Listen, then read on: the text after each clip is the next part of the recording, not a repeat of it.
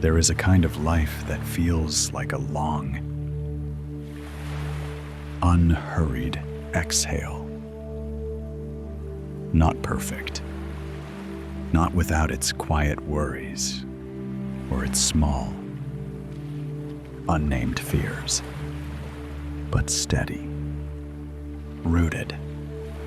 The kind of life where you wake before dawn and already know, somewhere deep in your chest, that the ground beneath you is solid, that the people you love are sleeping safely in the next room, that the day ahead, however ordinary, is a gift you did not have to earn.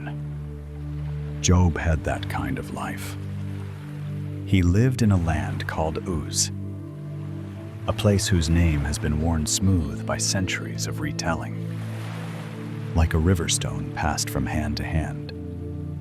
We do not know exactly where Uz was. Some say it lay somewhere east of the Jordan River, in the quiet hill country beyond the familiar borders of Israel, where the air smelled of dry earth and wild herbs, and the nights came slowly, painted in deep violet before they deepened into black. It was not a famous land. It was not a land of kings or great monuments. It was simply a place where people lived close to the soil, close to their animals, close to the rhythms of planting and harvest, of lambing season and the long dry months of summer. And in that land, there was a man. His name was Job. The ancient text introduces him with a quietness that is almost startling. There are no trumpets, no grand genealogy stretching back through famous ancestors. Just a name. And then a description so simple, it feels like a hand placed gently on your shoulder. This man was blameless and upright. He feared God and turned away from evil. Blameless, upright, not sinless. No human story has ever honestly claimed that. But genuinely, consistently oriented toward goodness. A man who, when he woke each morning, chose, again and again, to walk in the direction of integrity, to be honest in his dealings, to be generous with what he had, to hold his wealth loosely as something given rather than conquered. And he had wealth. The text is almost playful in listing it. 7,000 sheep, 3,000 camels, 500 yoke of oxen, 500 female donkeys, a very great household of servants. The numbers are staggering by any era's measure. But in the ancient Near East, in a world where a man's wealth was counted in living things, in the warmth of animals and the breath of workers, Job's abundance was the kind that made neighboring villages speak his name with a kind of reverent wonder. He was, the text says plainly, the greatest of all the people of the East. But here is what the text lingers on. More than the camels or the sheep, he had 10 children, 7 sons, 3 daughters, and his sons held feasts, rotating, joyful, unhurried feasts, each one hosting his brothers and sisters in turn, filling the house with the sounds that only a large family can make, overlapping voices, laughter that doesn't need a reason. The comfortable noise of people who have known each other their entire lives and have no need to perform for one another. These were not formal banquets stiff with obligation. They were the kind of gatherings where the evening stretches long and no one is quite ready to leave. Job knew about these feasts. He heard about them afterward. The way a father hears, with a mixture of pride and the particular tenderness that comes from knowing your children are becoming their own people.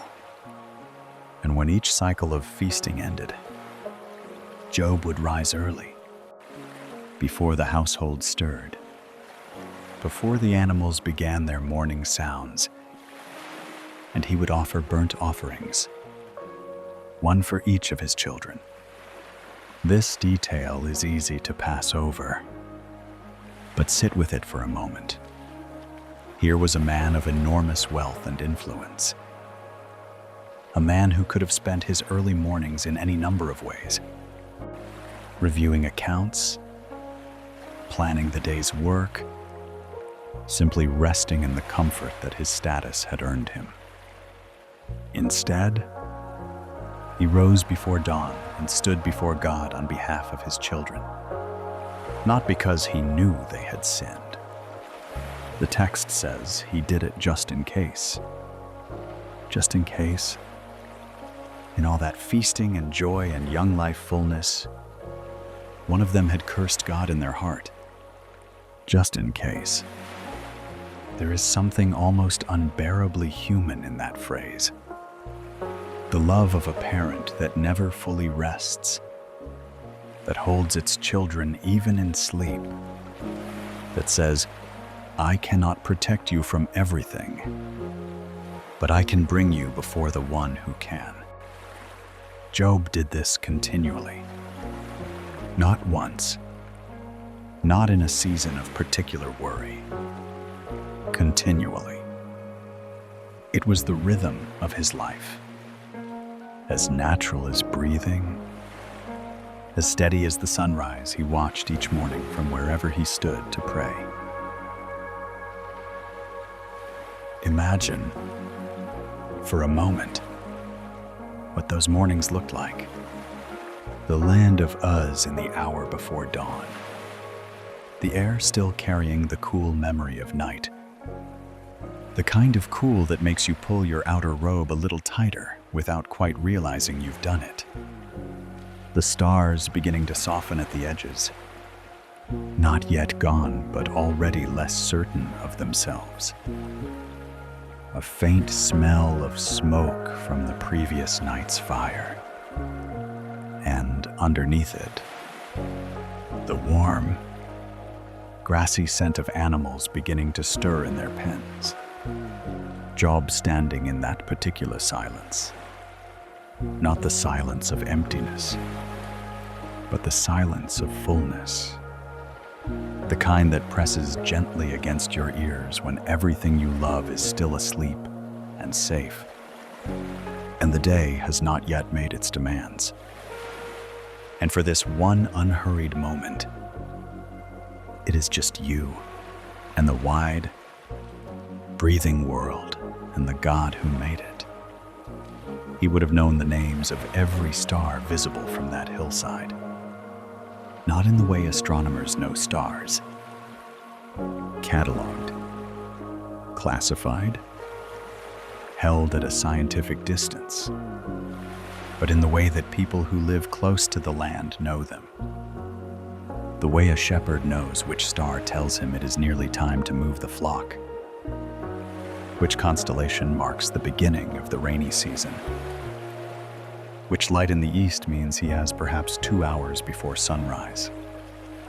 The stars were not decorations to Job.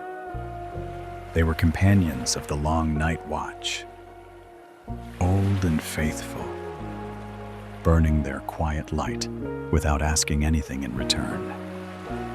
And under those stars, this man who had everything would bow his head and offer what he had to the one he believed had given it all.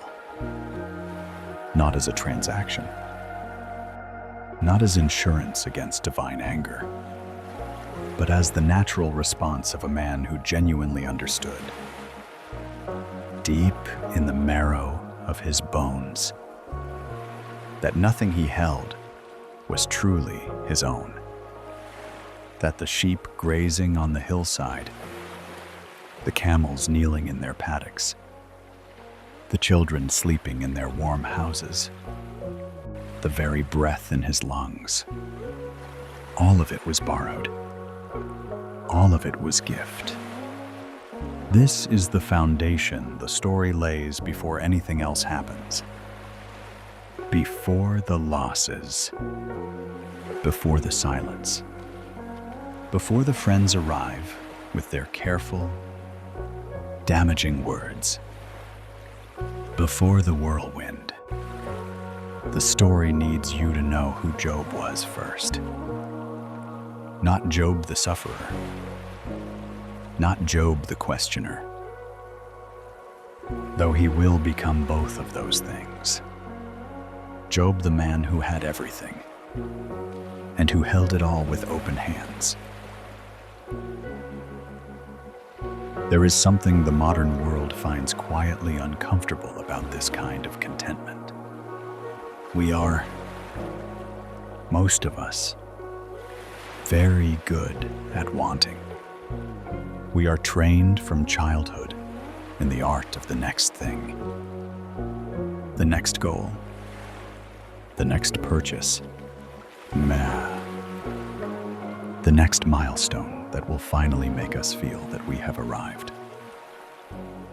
And so a man who wakes before dawn, not in anxious ambition but in grateful stillness, can feel almost foreign to us, almost fictional. But Job was not a man without desires or without drive. He had built something extraordinary. The flocks and herds in the household did not manage themselves. The reputation that made him the greatest of the people of the East was not handed to him. He was a man of substance and of effort, of practical wisdom and real-world capability.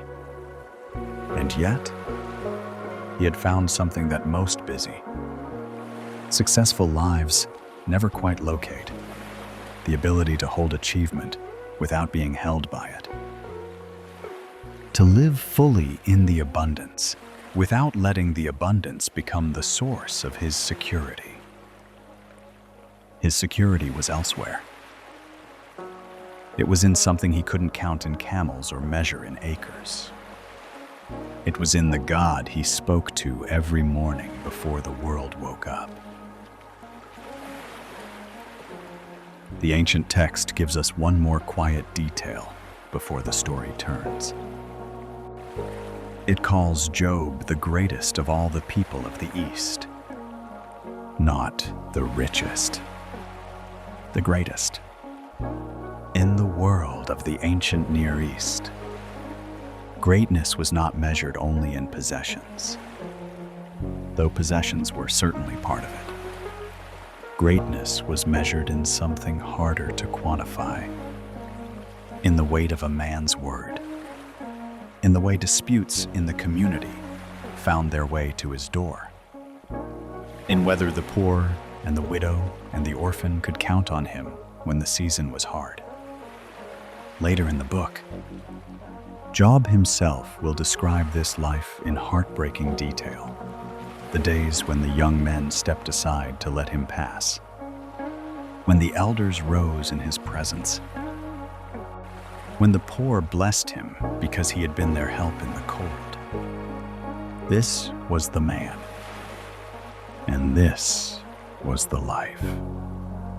A life that had taken decades to build. A life rooted in real places, in the smell of that dry eastern soil, in the sound of those particular hills, in the faces of 10 children who had known no other father. A life held together not by luck or ruthlessness, but by integrity, by daily faithfulness, by 10,000 small choices to be the kind of person his God would recognize. And then, on a day that began like every other day, the heavens opened, and everything that was about to happen began. But that is for the next part of our story. For now, let this settle. Let yourself sit in the world of Job as it was before the storm. The warm light of those feasts. The sound of his children's laughter carrying across the evening air. The smell of the morning sacrifice. The stars fading as the sun comes. A man who had everything. Who held it all with open hands. Who did not yet know what was coming. Who, in the morning quiet, was simply and completely at peace.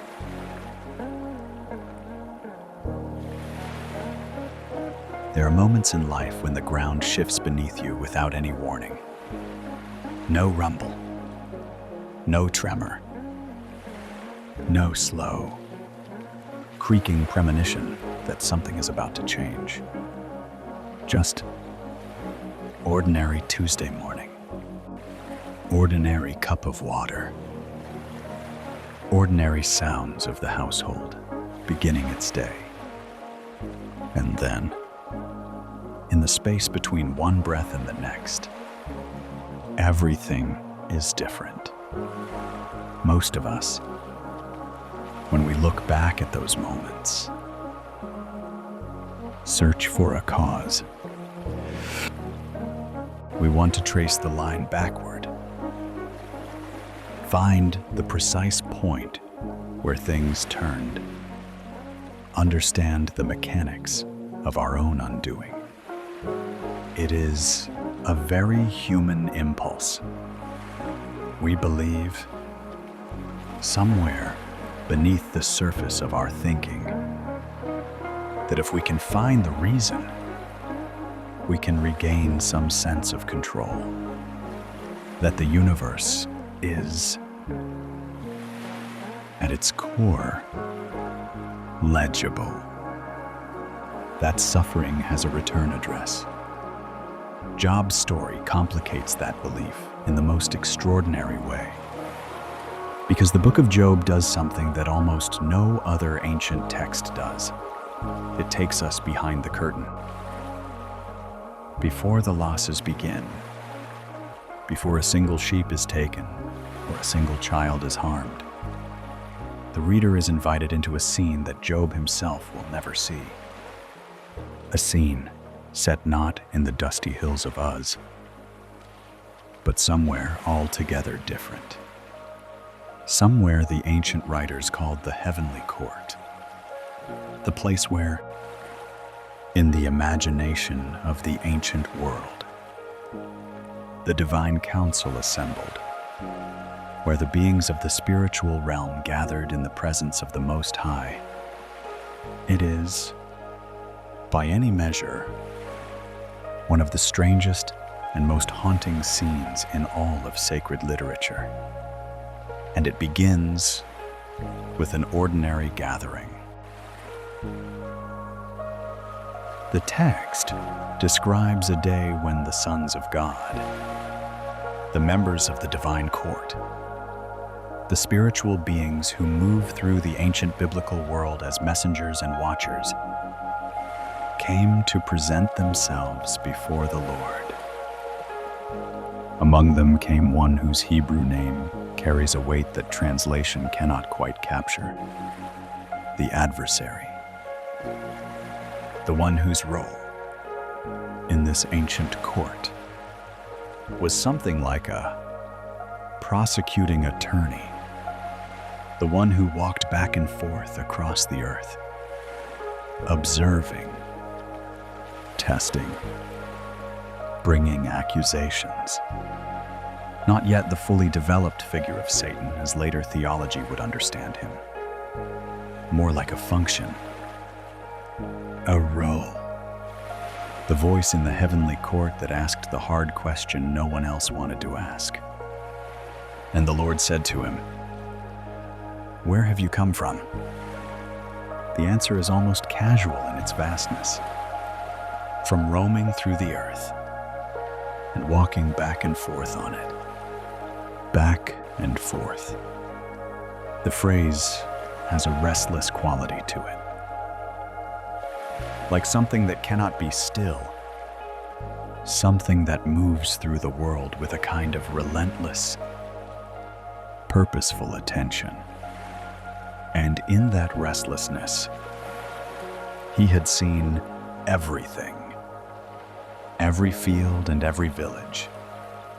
Every face of every person living their small or large life beneath the wide sky.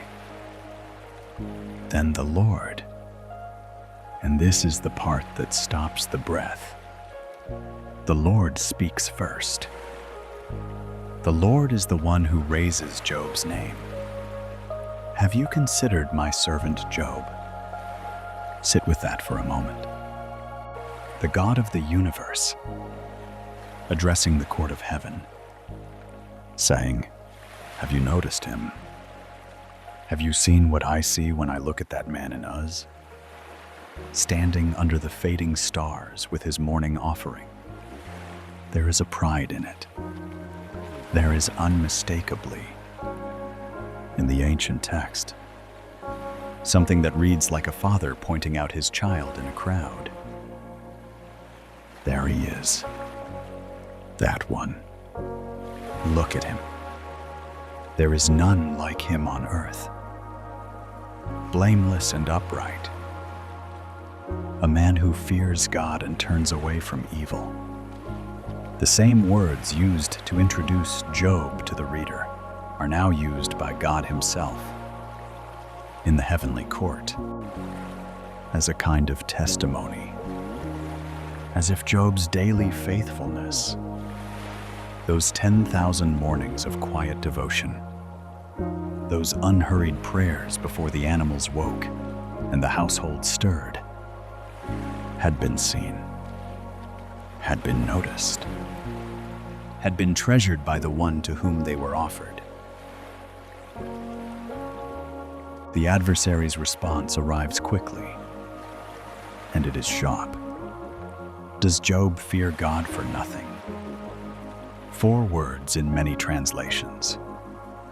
But the question carries the weight of an entire philosophy of human nature. It is, in essence, this: no one is truly faithful. Everyone has a price. Everyone's devotion is ultimately transactional. They give to God because God gives to them. And the moment that equation breaks, the devotion will break with it. Have you not? The adversary continues. Put a hedge around him? Around his house and everything he has? Have you not blessed the work of his hands so that his possessions have increased in the land? The accusation beneath the question is clear. Job is not devoted to you. Job is devoted to what you give him. Remove the blessings, and you will see what his faith is really worth. But stretch out your hand and touch all that he has, and he will curse you to your face. This is the oldest cynicism in the world. The belief that love, any love, including love for God, is finally reducible to self-interest. That beneath every act of generosity, every prayer offered in the dark, every sacrifice laid on every altar, there is ultimately a calculation running quietly in the background. What do I get from this?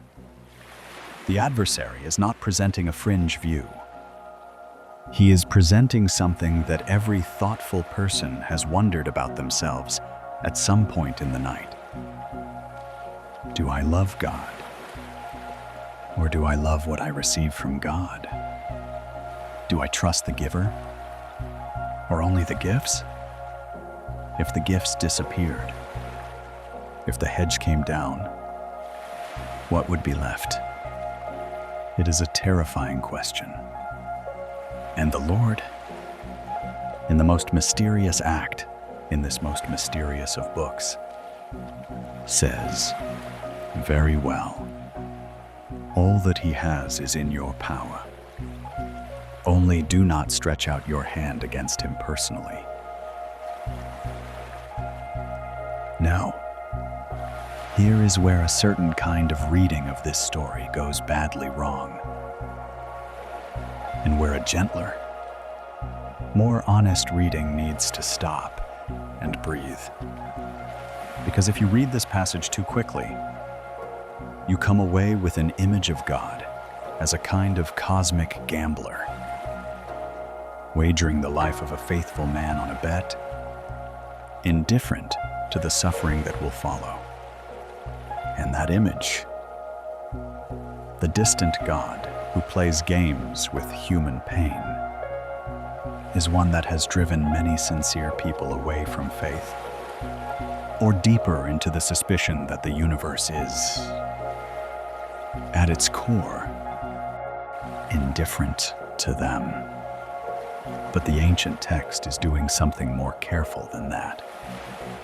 Notice, the Lord does not give the adversary permission to harm Job because he is indifferent to Job.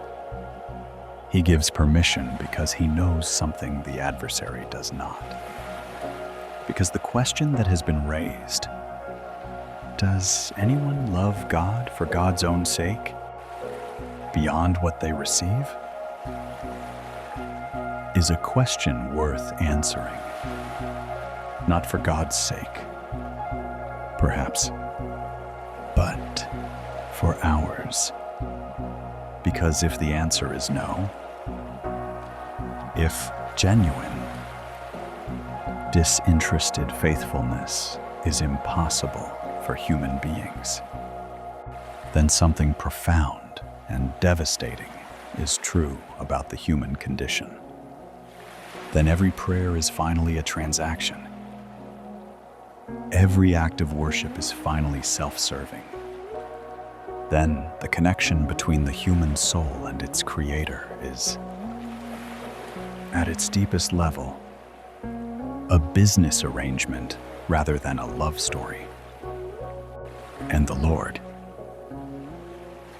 in placing his confidence in Job, is saying that is not true.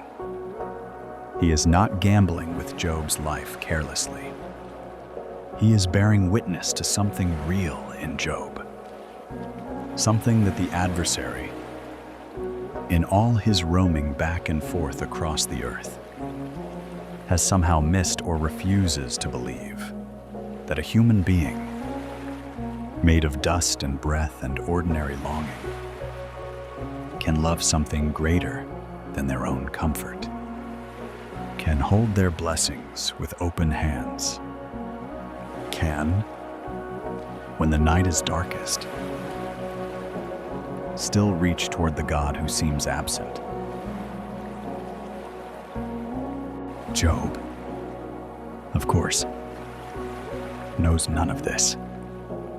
He does not know that his name has been spoken in the heavenly court. He does not know that his faithfulness has been held up as evidence of something beautiful about the human soul. He does not know that the adversary has been given a limited, terrible permission. He does not know that the ordinary morning he woke to that day, the same smell of dry earth and cool air, the same stars beginning to soften, was the last ordinary morning for a very long time.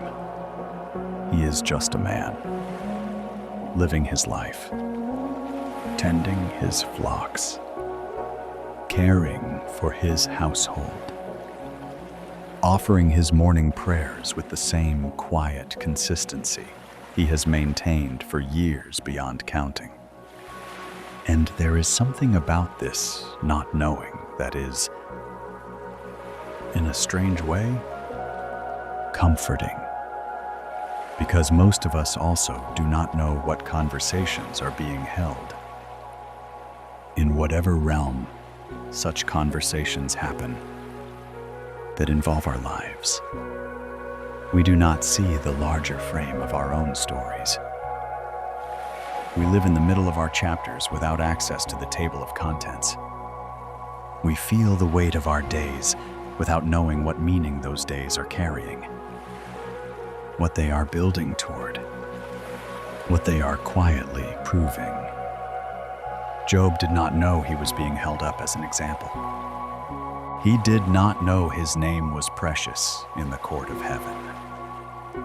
He just kept doing what he had always done, which, perhaps, is exactly the point.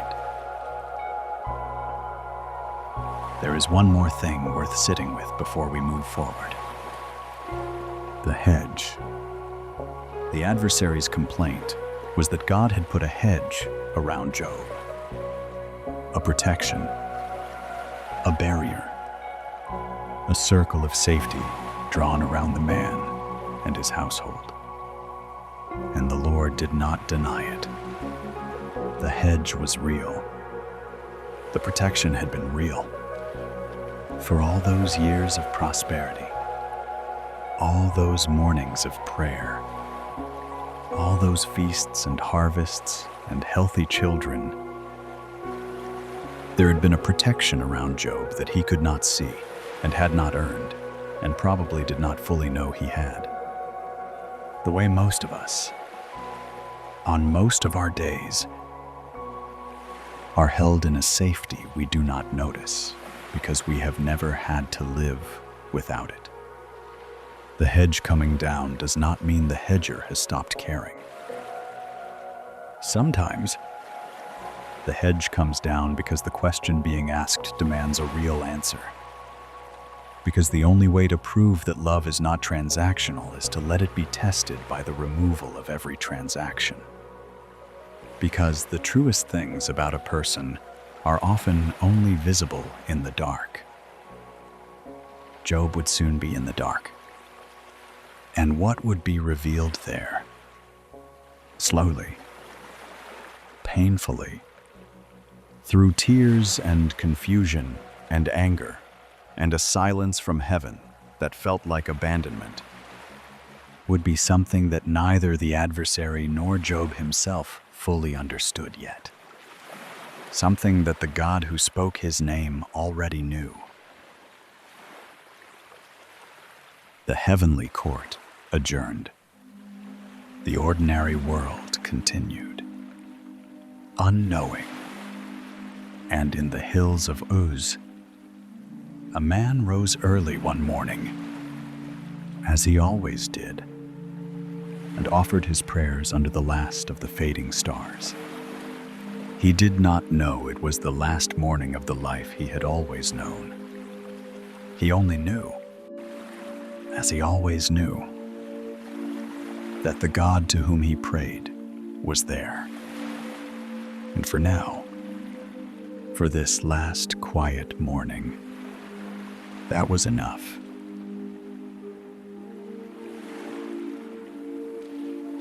There are griefs that arrive slowly, the kind that give you time to prepare, time to gather the people you love, time to say the things that need saying before the end. A long illness that fades like a candle burning lower and lower until one quiet morning, it simply goes out. A friendship that cools over months and years until you realize, with a sadness that has no sharp edges, that it has been a long time since you last truly spoke. These griefs are not easier. Exactly. But they come with a kind of mercy, built into their slowness. They give you handholds, And then there are the other kind. The kind that arrive without warning, without preparation, without the smallest courtesy of a before. One moment, life is whole. The next moment, it is not. Job's losses did not come slowly. They came on a single day, in 4 waves, each one arriving before the last had finished breaking. The morning had probably begun like any other. The light coming in from the east the way it always did in that part of the world. Not all at once, but gradually. The darkness thinning at the horizon first. Deep purple softening to the color of bruised roses. Then to something warmer. The first real gold of sunrise, spreading slowly across the hills. The animals stirring. The household beginning to move. Somewhere in the distance, the sound of one of the servants calling out to another. The ordinary, unremarkable sound of a day beginning. Job's sons and daughters were gathered together that day, eating and drinking wine in the house of the eldest brother. Another feast. Another ordinary gathering of a family that had always been, in its own way, a small and private world. Job, perhaps, heard the news of it with the same quiet pleasure he always felt when his children gathered. The same half-smile, the same mental note to himself. When the feasting is done, rise early and offer the offerings, just in case. As always, as ever, he could not have known, as the morning light stretched long across the hills of Uz, that by the time the sun set that day, he would have nothing left. The first messenger arrived while Job was still, perhaps reviewing the morning's work with his household, still within the ordinary rhythms of a day that had not yet broken. The messenger was breathing hard, the kind of breathing that means someone has been running, has covered distance in an urgency that stripped away any thought of composure. And the words came out in that same ragged, urgent rhythm. The oxen were plowing, and the donkeys were grazing beside them, and the Sabaeans attacked. They took them, all of them, and the servants. They killed them with the sword. I alone have escaped to tell you. 500 yoke of oxen, 500 donkeys, gone, and the men who tended them. Men with names, men who had families of their own, men who had perhaps worked for Job their entire adult lives. Dead. Job had no time to absorb this, because while he was still speaking, the text is careful about this detail, almost brutal in its precision. While he was still speaking, the second messenger arrived. The fire of God fell from heaven and burned up the sheep and the servants, and consumed them. I alone have escaped to tell you. 7,000 sheep, and more servants, more names erased from the world in a single, sudden moment. While he was still speaking, there is a cruelty in that phrase that feels almost deliberate. No pause, no breath, No moment in which the mind can begin to do the slow, necessary work of making sense of the first blow before the second lands. Just wave after wave, each one arriving before the last has finished, each one carrying its own weight of irreversible loss. The third messenger came. The Chaldeans formed 3 groups and made a raid on the camels and took them and struck down the servants with the edge of the sword. I alone have escaped to tell you. 3,000 camels, more servants, more lives, and then the fourth. The fourth messenger did not bring news of animals or property. He brought news of children. Your sons and daughters were eating and drinking wine in their eldest brother's house. And behold, a great wind came across the wilderness and struck the 4 corners of the house. And it fell upon the young people, and they are dead. I alone have escaped to tell you. The feast, the ordinary, beloved, irreplaceable feast that Job had heard about with quiet pride. The sound of his children's voices, the overlapping laughter, the comfortable noise of people who had known each other their whole lives. The house had collapsed. All 10 of them. In a moment, gone. The text does not tell us what Job's face looked like when the fourth messenger finished speaking. It does not give us the sound he made, or did not make. It does not describe whether he sat down heavily, or whether his legs held, or whether the world went silent around him in the way that the world sometimes does when something too large to comprehend arrives all at once. What the text gives us instead is a series of actions, described with a quiet, almost unbearable economy of words. Job arose. He tore his robe. He shaved his head. He fell on the ground, and he worshipped.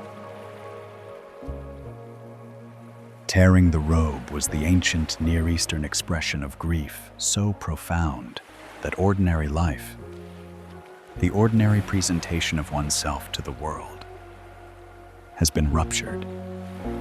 When you tore your robe, you were saying, something has happened that cannot be smoothed over, cannot be composed around, cannot be kept behind a respectable exterior. The grief is too large for clothing. Shaving the head was the same language, written on the body. In a culture where appearance and dignity were deeply intertwined, where the presentation of oneself in public carried real social weight, shaving the head was a declaration. I am in mourning. I am undone. Do not expect me to look like myself, because the self that I was before today no longer fully exists. These were not performances. They were the ancient world's honest language for devastation. And then Job fell on the ground. Not in despair. Not in the way a man falls who has lost the will to stand. He fell on the ground and he worshipped. What came out of Job's mouth in that moment is one of the most remarkable things ever spoken by a human being in the literature of any tradition. Not a curse, not a denial, not the bargaining that grief so often drives us toward. The desperate interior negotiation with reality. The, if I can just find a reason, if I can just make this make sense, if I can just locate someone to blame. He said, "Naked I came from my mother's womb, and naked shall I return. The Lord gave, and the Lord has taken away. Blessed be the name of the Lord." Sit with those words. Do not rush past them. These were not words composed in a quiet hour of reflection, crafted carefully for their theological elegance. These were words spoken on the ground, in a tattered robe, with a shaved head, in the rubble of a life that had been whole that morning and was now completely, irreversibly broken. Naked I came. There is a kind of clarity that only arrives in the worst moments, a stripping away of every comfortable layer, every assumption, everything we have allowed ourselves to believe we earned or deserved or could control. And what Job is articulating in that shattering moment is that clarity. He came into the world with nothing. Everything between that birth and this moment was grace, was gift, was loaned, not owned. And the giver of gifts has the right, always has the right, to receive them back. The Lord gave, and the Lord has taken away. He does not say, the Sabaeans took, the fire took, the wind took. He does not reach for the proximate causes, does not distribute the blame across the visible mechanisms of his destruction. In one terrible, clear-eyed act of faith, he traces everything back to the same source, the source that gave, and the source that now has taken. And then, somehow, impossibly, blessed be the name of the Lord. Now, it would be dishonest to stand here and say that what Job did in that moment was easy. It was not easy. It was not easy the way a mathematical proof is not easy. Technically demanding but emotionally neutral. It was not easy in any sense of the word. It was the hardest thing a human being can do. It was the act of a man who had spent years building his relationship with God, not on the foundation of what God gave him, but on something older and quieter and deeper than any gift. On the simple, stubborn conviction that God was God, and that this fact did not change when circumstances did. Most of us, if we are honest, do not know if we could do what Job did. Most of us have much smaller losses than Job's. A job that disappears, a relationship that ends, a season of life that closes before we were ready. And even those losses can shake our faith to its foundations, can make us feel that God has abandoned his post, has turned his face away, has stopped caring about the details of our small and tender lives. Job lost everything in one day, before sunset, and he fell on the ground and blessed the name of the Lord. But here is what I want you to notice. Gently, before we move forward, Job's response on that first day was extraordinary. But it was not the whole story. It was not the end of what Job would feel, or say, or cry out in the long darkness that was still ahead of him. The book of Job is not a story that asks you to achieve Job's composure of that first evening and then maintain it perfectly for the rest of your life. It is not a manual for how to suffer correctly. with your theology properly in order and your grief neatly contained. What Job said on the ground that day, "Blessed be the name of the Lord," was true, and it was real, and it was hard-won. But the nights that followed would pull things out of him that even he did not know were there. Doubt that went deeper than he had ever allowed himself to go. Anger that surprised him with its own ferocity. Questions that had no comfortable answers and refused to be quieted by the memory of better days. The faith that said, "Blessed be the name of the Lord," in the rubble of a ruined afternoon would, in the weeks and months ahead, be tested in ways that make that first evening look almost simple by comparison. Because it is one thing to hold to God in the immediate shock of grief, when the adrenaline of devastation is still running and the mind has not yet had time to fully comprehend what has been lost.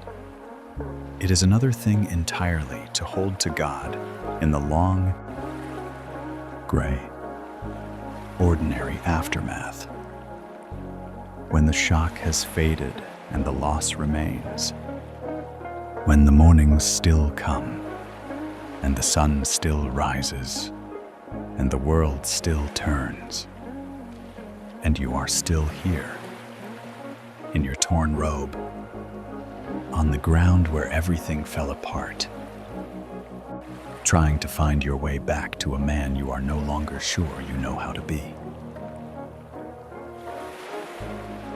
That night, in the hills of Uz, the stars came out as they always had. The same stars Job had stood beneath every morning. The same steady, ancient lights that had watched over his prayers and his flocks and his children's feasts, that had marked the turning of his seasons without comment or complaint.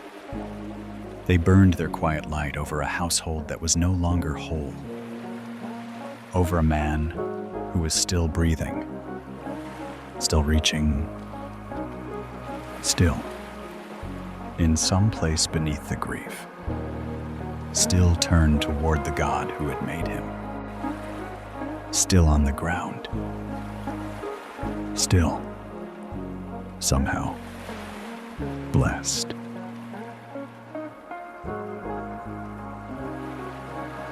There is a particular kind of loneliness that arrives only after great loss. Not the loneliness of being alone.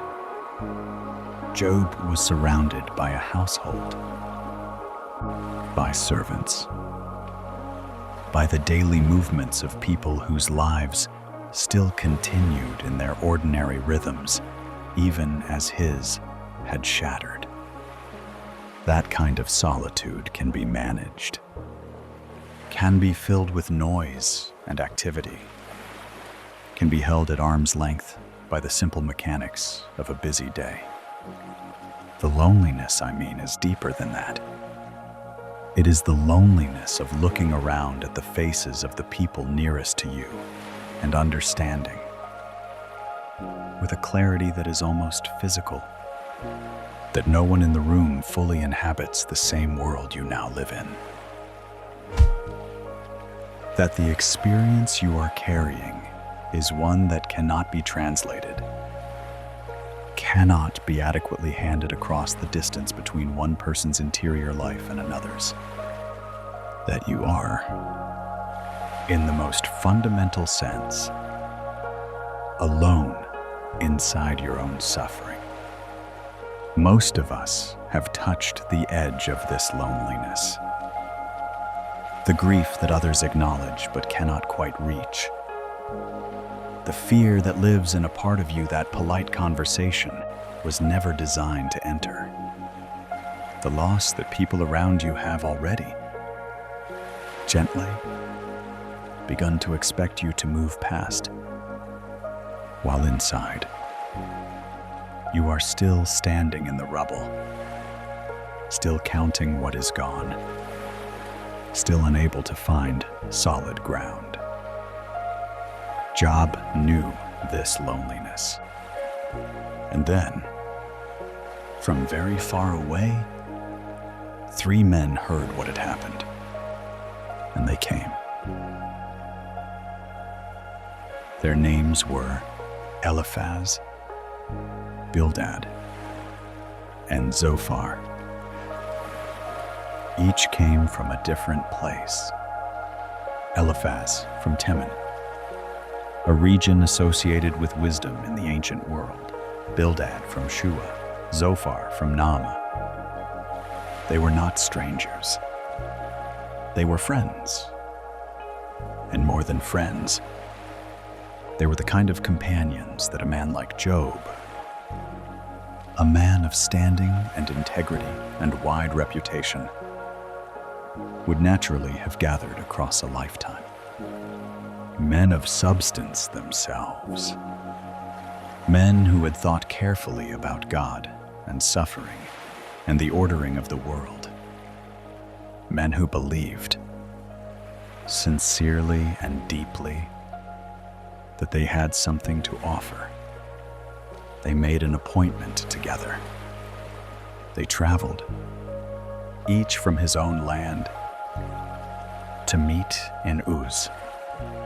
And when they arrived, they did not recognize him. The text says this plainly, without elaboration, and the plainness of it is devastating. These were men who knew Job, who had seen him in the fullness of his life, the greatest of the people of the East, the man whose name carried weight, whose presence in the city gate made elders rise and young men step aside. And when they lifted their eyes from a distance and looked at the figure before them, they did not know who they were looking at. Job had been reduced to something unrecognizable. What disease had come upon him between the losses and this reunion? The text does not describe with clinical precision, but its effects are everywhere in the book. Painful sores covering his entire body, from the soles of his feet to the crown of his head. A body that had become a source of constant, unrelenting suffering. The kind that makes sleep impossible and waking a torment. That strips away every last comfort until there is nothing left but the bare, insistent fact of pain. He was sitting among the ashes, scraping himself with a broken piece of pottery. This is where his friends found him. Not in his house, not at his city gate, not in any of the places that had once been proper to him. In the ash heap, with a piece of broken clay in his hand, doing the only thing that brought any momentary relief from the inflammation that had consumed his body. When Eliphaz and Bildad and Zophar saw him, they wept. They tore their robes, as Job had torn his. They threw dust on their heads toward heaven, the ancient gesture of mourning so profound that words were insufficient, that only the body's own language could begin to express what was felt.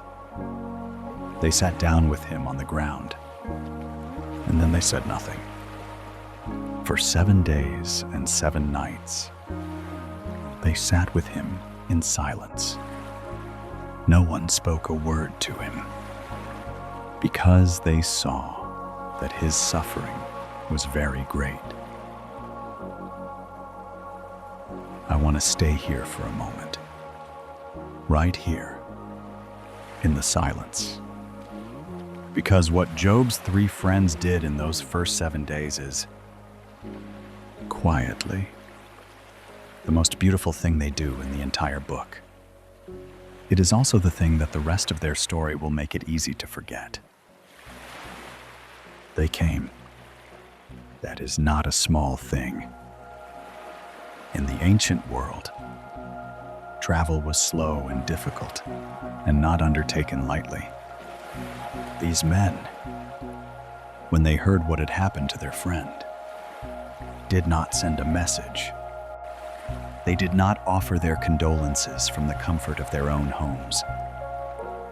At a safe distance from the rawness of someone else's suffering, they disrupted their own lives, made an appointment, crossed whatever distances separated them from us, and came.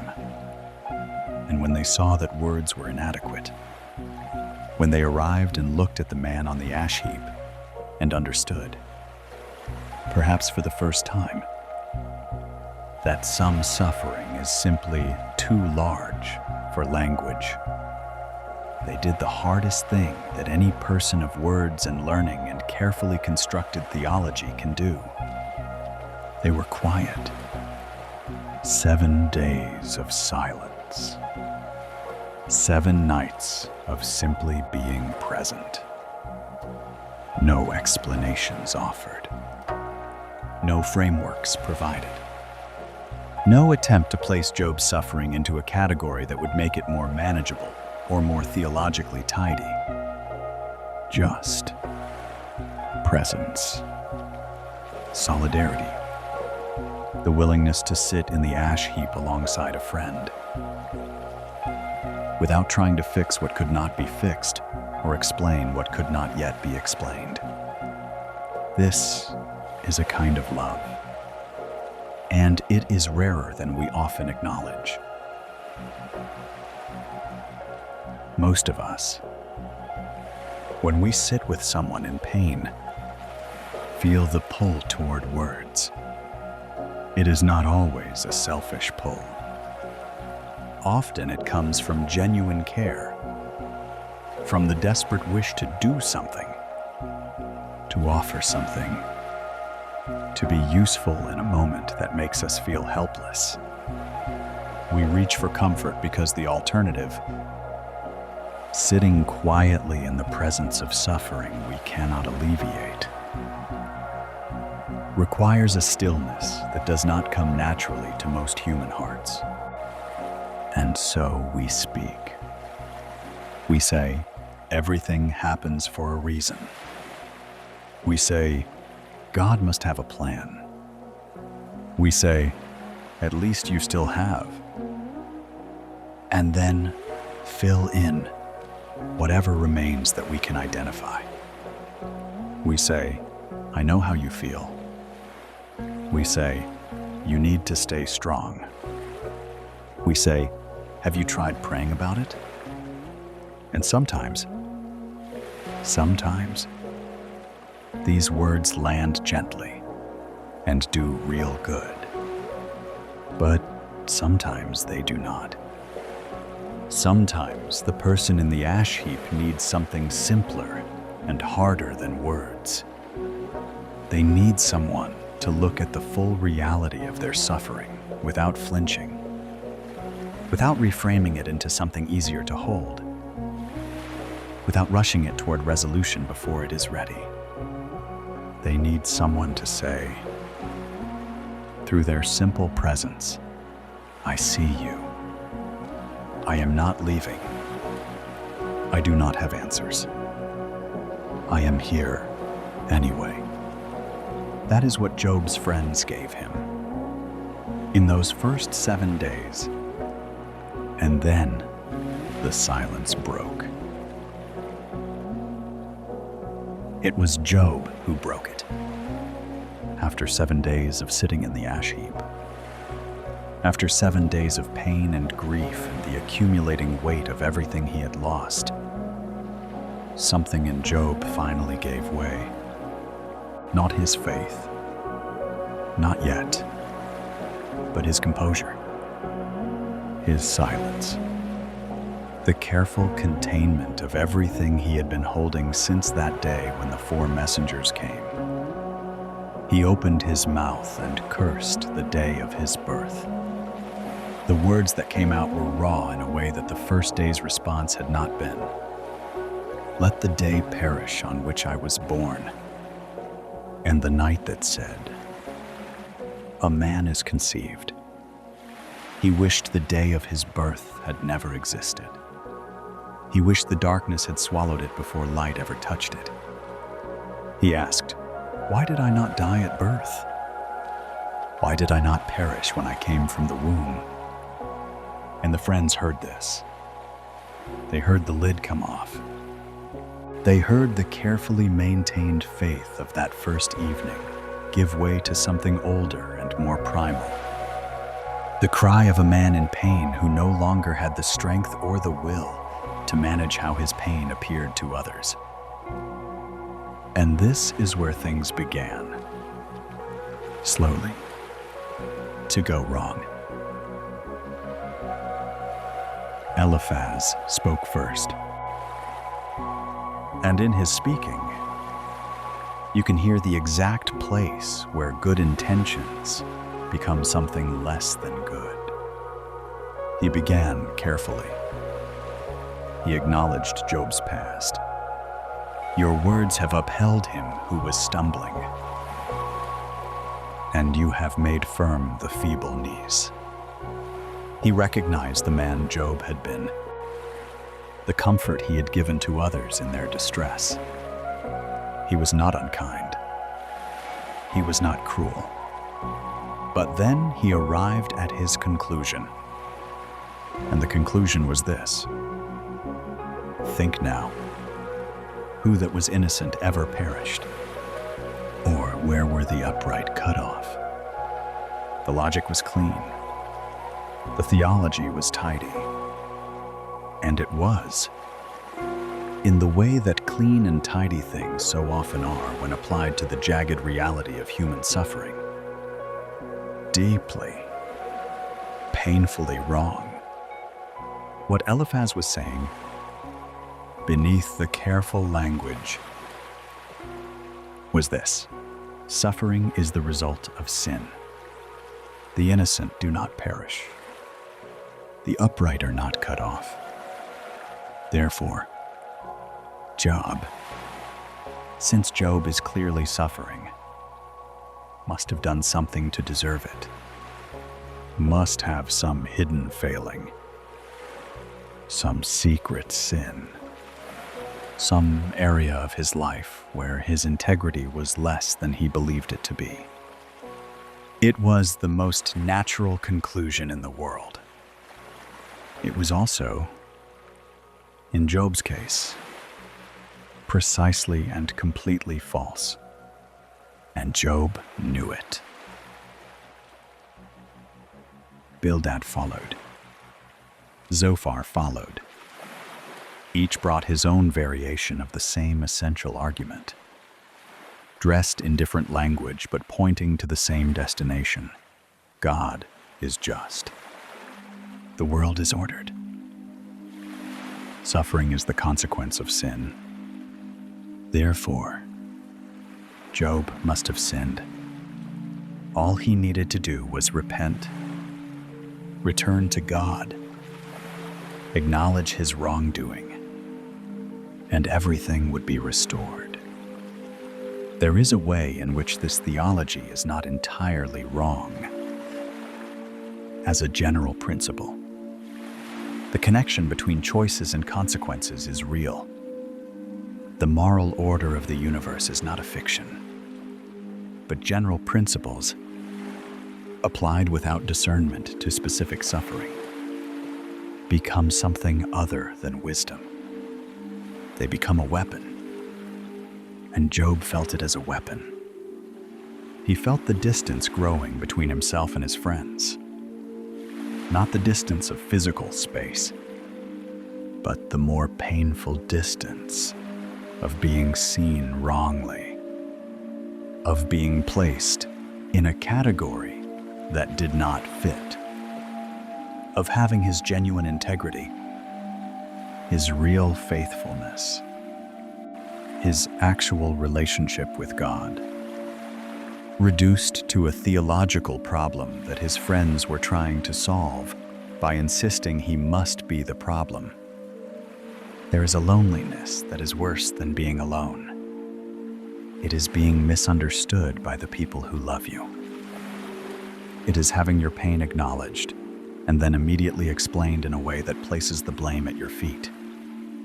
It is sitting in the ash heap while the people who came to comfort you take turns constructing arguments for why you deserve to be there. Job pushed back. In some of the most eloquent, anguished, theologically daring language in all of Scripture, Job pushed back. He refused to accept their framework. He refused to confess a sin he had not committed simply to make his suffering more theologically comfortable for his friends. He maintained his integrity, the same integrity that God himself had named in the heavenly court, with a stubbornness that was not pride but something closer to honesty. He said, "I will not speak falsehood for you. I will maintain my ways before him." And in this refusal, Job was doing something that his friends, for all their sincere theology and genuine care, were not doing. He was being honest with God. He was not dressing his experience in language that sounded appropriately submissive. He was not smoothing his grief into a shape that would be easier for others to witness.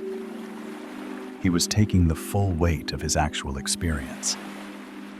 The pain, the confusion, the silence from heaven, the loss that made no sense, and holding it up into the face of the God he still believed in, demanding a real encounter rather than a comfortable explanation. There is something here for every person who has ever felt.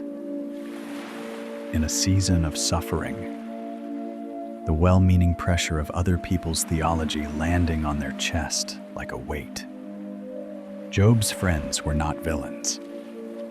They were thoughtful, sincere, concerned men who had traveled great distances out of real friendship. They believed what they said.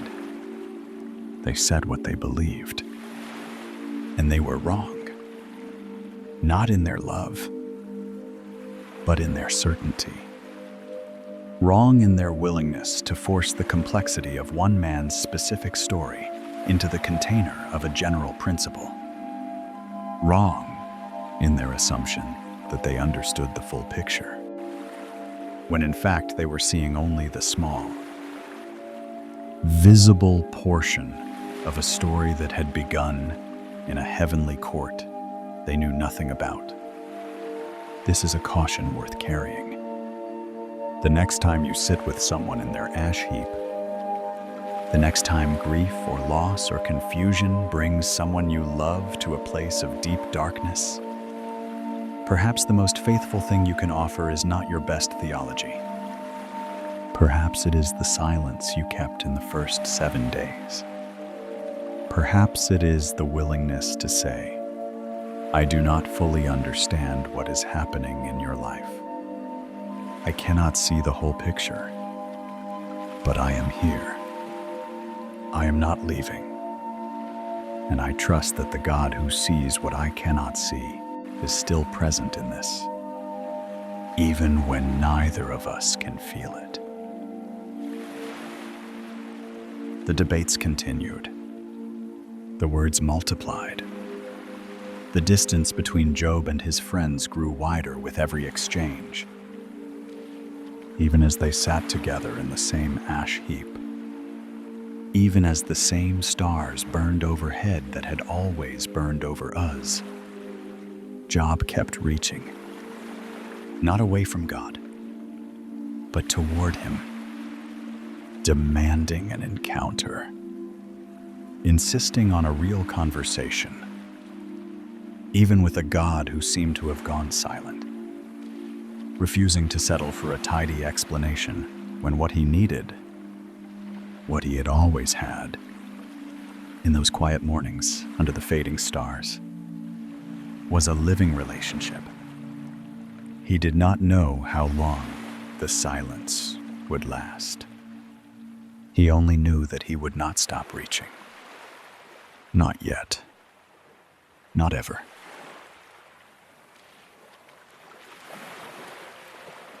There is a darkness that is different from ordinary sadness. Ordinary sadness has a texture to it. A weight? Yes. But also a warmth somewhere underneath. The kind of sadness that comes from loving something and losing it still carries the memory of the love inside it.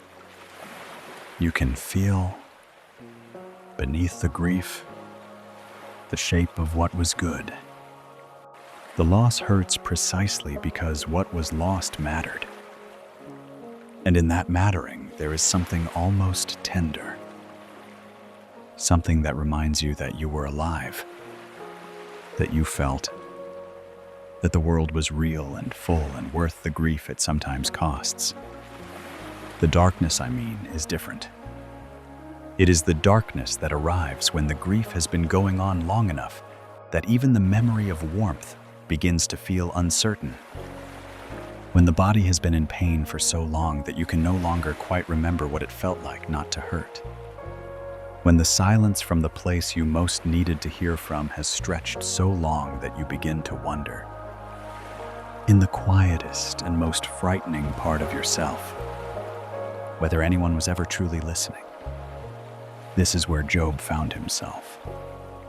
Not on that first day, when the shock was still sharp and the faith response came quickly in the words, "Blessed be the name of the Lord," rose from somewhere real and deep and steady. But later, in the long, slow, gray aftermath of everything, in the weeks and months of continued suffering that the book of Job passes over quickly in its narrative, but that must, in any honest reading, have been their own kind of eternity. This is the chapter where Job goes to that place. And this is the chapter where we need to be willing to go there with him. Job cursed the day of his birth. The words are stark, and they are not softened by their antiquity. Let the day perish on which I was born. He was not using poetic exaggeration, the way we sometimes use dramatic language to express mild frustration. He meant it with the full weight of a man who had genuinely arrived at a place where the fact of his own existence felt like a wound rather than a gift. Why did I not die at birth? Why did the knees receive me? Why the breasts? That I should nurse and live? These are questions that come from a very particular and very dark place. Not the place of someone who has given up entirely. There is still energy in these words. Still the fire of someone who is wrestling rather than simply lying down. But the place of someone for whom the wrestling has gone on so long, at such cost, with so little visible result, that the wrestling itself has begun to feel like its own form of torment. He was not performing his suffering for an audience. He was not reaching for the most dramatic language available in order to make an impression on his friends. He was simply, finally, saying out loud what had been true inside him for longer than he had been willing to admit, that he was exhausted, that he was in pain, that the life he was living had become, in its daily reality, more burden than blessing, that if he could go back to before the beginning of himself, he would choose the darkness rather than this. And then Job did something that his friends could not follow him into. He turned his words toward God, not away from God, toward him. This is the thing that is so easy to miss in Job's laments. the thing that makes them fundamentally different from despair. Despair turns away. Despair closes its eyes and its fists and its heart and says, "There is no one there." And even if there were, it would not matter. And I am done trying. Job never did that. What Job did was far more demanding, far more courageous, and far more theologically honest than despair.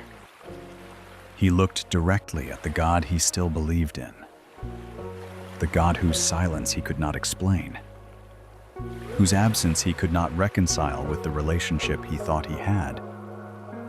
And he said, "I need to talk to you. I need you to answer me. I refuse to pretend that everything is fine when everything is not fine. I refuse to offer you the comfortable, composed version of myself when the real version of me is sitting in an ash heap, scraping his skin with broken pottery. I will not restrain my mouth. I will speak in the anguish of my spirit. I will complain in the bitterness of my soul." These words are not the words of a man abandoning faith. They are the words of a man insisting that his faith be real enough to hold his actual life. He asked God, "Why do you hide your face and count me as your enemy?" He said, "Your hands fashioned and made me, and now you have destroyed me altogether." He said, "I cry to you and you do not answer me. I stand, and you only look at me." These accusations, and they are accusations, spoken directly, with no diplomatic cushioning, would have scandalized his friends, would scandalize many religious people today, who feel that the appropriate posture before God is always one of composed submission, of careful, measured language that never veers into anything that might sound like complaint or challenge or the raw edges of genuine confusion. But the God who made Job made him with a voice. And the book of Job, by including these words in the sacred text, is making a profound statement. This kind of honesty is not faithlessness. It is, in its own bruised and broken way, a form of intimacy. You do not bother arguing with someone you have given up on. You do not pour out the full desperate content of your confusion to a God you secretly believe has turned away. You do not keep reaching. Keep speaking. Keep insisting on an answer. If somewhere beneath the darkness you have stopped believing there is anyone there to answer. Job's laments are not the evidence of a faith that has collapsed. They are the evidence of a faith that is fighting for its life. There is a name for what Job was experiencing that the ancient world did not have, but that we, in our era, might recognize. It is sometimes called the dark night of the soul, a phrase that comes from a much later tradition, but describes something that the book of Job understood centuries before the phrase existed. That season in the life of faith when the spiritual consolations that once came easily, the sense of God's presence, the warmth of prayer, the quiet confidence that heaven was near and attentive, simply stop coming. When you pray into what feels like empty air, when the scripture you open falls flat, the words familiar but stripped of the life they once carried, when the faith that once felt like a living breathing relationship begins to feel like a habit you are performing for an audience that has left the room. This is not the absence of faith. It is faith in its most demanding form. Because in the easy seasons, when prayer feels alive and God feels near and the blessings are visible and the hedge is intact, faith does not cost very much. It is, in those seasons, almost effortless. The evidence for God's goodness is everywhere. And choosing to believe is not a great act of will, but a natural response to everything the senses confirm. But when the hedge comes down, when the losses accumulate, when the silence stretches, when the body is in pain and the children are gone, and the friends who came to comfort you are instead constructing arguments for why you deserve what you are going through, in those seasons, faith is not effortless. In those seasons, faith is the hardest thing in the world. And Job kept doing it. Not perfectly. Not composedly. Not with his theology neatly arranged, and his emotions properly managed, and his questions respectfully shelved until a more appropriate time. He kept doing it the way a drowning person keeps reaching for the surface. Not gracefully, not without desperation, not in a form that anyone would hold up as a model of spiritual comportment, but reaching, always reaching, unable, even in the darkest place, to stop. Somewhere in the long, uncharted middle of Job's suffering, he said something that has echoed through centuries of human longing. I know that my Redeemer lives. The words arrive in the middle of his lament, like a sudden clearing in a long stretch of storm clouds. Not the end of the storm. Not a resolution. Not a tidy reversal of everything dark that came before. The clouds close back in almost immediately. The pain continues. The silence continues. The questions do not go away. But for one moment, in the middle of everything, this man who had lost everything and was still in the process of losing more, who had not heard from God, who had not been given a reason, who had not been offered comfort or explanation or the faintest sign that heaven was paying attention, said, I know that my Redeemer lives. Not, I hope. Not, I used to believe. Not, if I can just hold on a little longer. Maybe. I know. And then, in words that stretch forward across centuries in a way that makes the breath catch, after my skin has been thus destroyed, yet in my flesh I shall see God. I myself shall see him, and my eyes shall behold, and not another. This is not the language of a man who has found his way to easy peace. This is the language of a man who has gone to the very bottom of his darkness and found, at the bottom, something that will not let go of him. Something that persists beyond explanation, beyond comfort, beyond the silence and the pain and the accumulated weight of everything lost. Something that lives.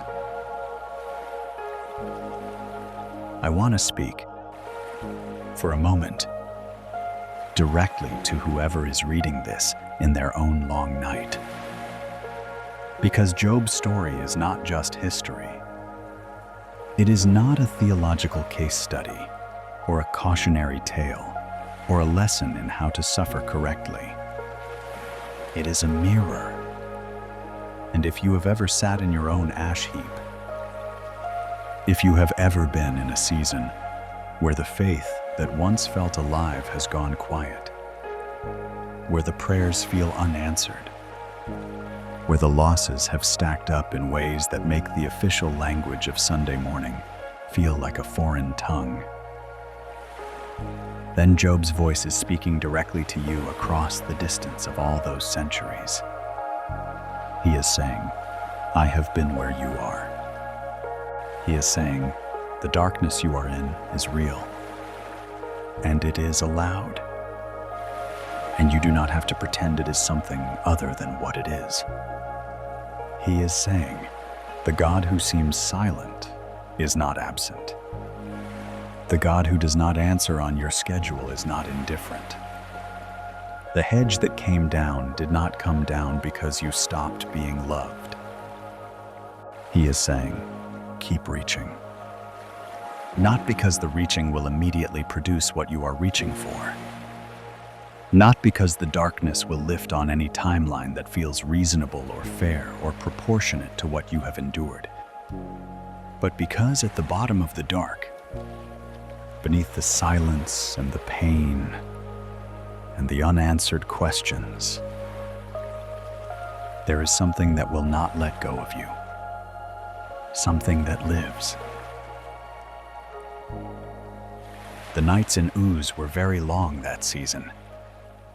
The stars still came, as they always did, indifferent to the suffering below them, in the way that beautiful things are sometimes indifferent, burning their clean light over ash heaps and feasting halls alike, without distinction or preference.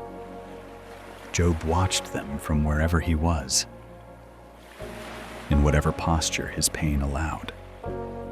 The same stars he had known all his life, the same lights that had marked his mornings of prayer, his evenings of abundance, his children's feasts.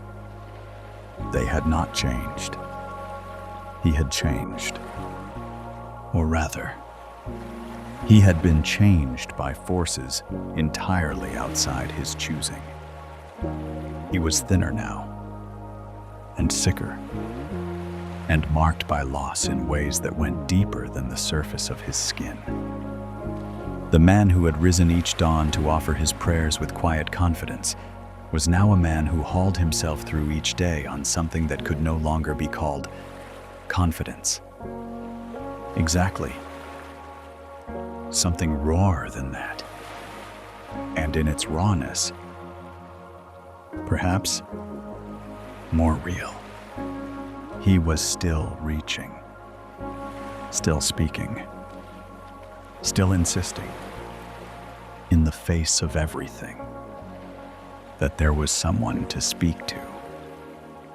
And somewhere in the silence, in that unreachable, unfathomable, incomprehensible quiet that had stretched over him since the day the four messengers came, the one he was reaching toward had not moved, had not turned away, had not stopped listening, was waiting with a patience that only eternity can hold, for exactly the right moment to speak. That moment was coming. Job did not know it yet. He only knew the night, and the stars, and the reaching, and somehow, impossibly, stubbornly, with everything in him that still had the will to hold on. That was enough.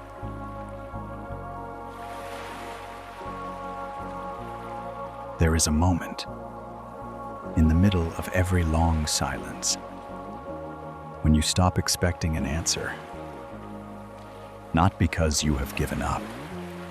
Exactly. Not because the need has gone away, or the questions have resolved themselves, or you have found some other source of the thing you were looking for. but simply because the silence has gone on long enough that the expectation itself becomes too heavy to carry. You set it down, not in defeat, but in exhaustion. You stop listening for the footstep on the path because you have been listening for so long. And it has not come. And the continued listening has become its own form of suffering. And then, in the moment after you have stopped expecting, it comes. Job had been speaking for a long time, through all the chapters of debate with his friends, through all the laments and the accusations, and the moments of terrible clarity, followed by fresh waves of confusion. Job had been directing his words into what felt like empty sky. He had demanded an audience. He had asked for a mediator. He had said, with a directness that scandalized everyone around him, that he wanted to bring his case before God himself, that if he could only stand in the divine presence and make his argument, he would be vindicated. It was an audacious request. It was, in the ancient world, the kind of request that a man of wisdom and standing would understand to be unanswerable. Not because God was unavailable in principle, but because the distance between the human and the divine was simply too vast, the holiness too complete, the gap between creature and creator too wide for any human voice to successfully bridge. And yet Job kept making it. He kept insisting on the encounter, kept demanding the conversation, kept reaching for the presence he could not feel, but could not stop reaching toward. And then one day, on an ordinary day, in the middle of an ordinary argument with his friends, the sky changed. The text says simply, "Then the Lord spoke to Job out of the whirlwind." A whirlwind. In the ancient Near East, storms carried a weight of meaning that went beyond meteorology. The great storms that rolled in from the desert. The dark walls of wind and dust and turbulence that could turn a clear afternoon into something elemental and overwhelming in the space of an hour. These were not merely weather. They were the language of the untamable, the voice of something larger than the human world, something that cared nothing for human categories or human schedules, that arrived on its own terms and departed the same way, leaving behind a changed landscape and a changed air, and the particular silence that follows when something immense has passed through. God did not appear to Job in a still, small voice. Not this time. God came in the whirlwind, and the first words out of the whirlwind were not comfort. They were not explanation. They were not the long-awaited answer to the question of why good people suffer, delivered at last in clear and systematic form. They were questions. Who is this that darkens counsel by words without knowledge? Dress for action like a man. I will question you, and you make it known to me. And then the questions began. Where were you when I laid the foundation of the earth? Tell me, if you have understanding, who determined its measurements? Surely you know. Have you entered into the springs of the sea, or walked in the recesses of the deep? Have the gates of death been revealed to you, or have you seen the gates of deep darkness? Where is the way to the dwelling of light? And where is the place of darkness, that you may take it to its territory? and that you may discern the paths to its home. You know, for you were born then, and the number of your days is great. Can you bind the chains of the Pleiades or loose the belt of Orion? Can you lead forth the Mazzaroth in their season? Or can you guide the bear with its children? Do you know the ordinances of the heavens? Can you establish their rule on the earth? Question after question after question, each one opening onto a vista of incomprehensible complexity and beauty. Each one pointing to a dimension of the created world that Job had never seen, never touched, never had the faintest capacity to govern or understand. The foundations of the earth, the springs of the sea, the gates of death, the dwelling of light, the chains of the Pleiades, the belt of Orion, the ordinances of the heavens. God was taking Job on a tour of the universe, and it was not a gentle tour. Now, and this is important, it would be very easy to read God's response to Job as a kind of divine scolding, as the Almighty saying, in effect, you think you have questions? You think you have complaints? Let me remind you how small you are. Let me put you back in your place. And if that were what was happening here, it would be a troubling scene.